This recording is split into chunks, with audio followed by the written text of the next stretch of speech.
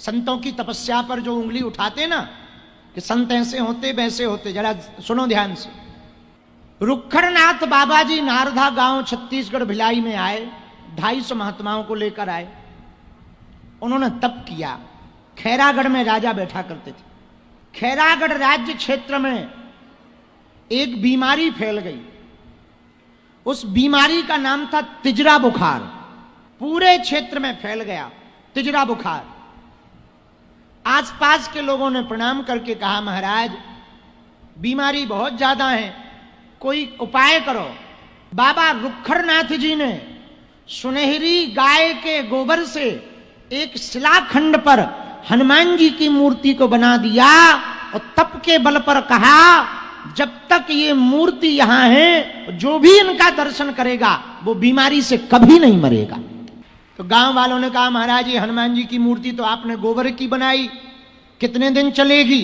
बाबा रुखड़नाथ ने बड़े आवेश में आके कहा, ये साधु के तप के द्वारा प्रकट श्री हनुमान जी महाराज हैं, ये ना गोबर झरेगा, ना ये पानी में गलेगा, ना ये गिरेगा।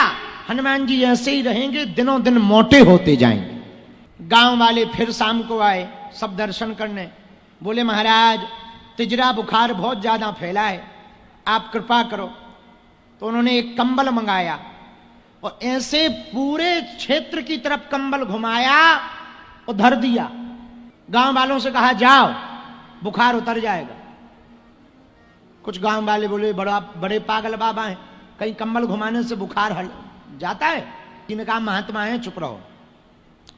खैरागढ़ के राजा दर्शन करने आए तो जैसे ही प्रणाम करके खैरागढ़ के राजा रुखड़नाथ जी के सामने बैठे तो बगल में पड़ा हुआ कंबल कांपने लगा।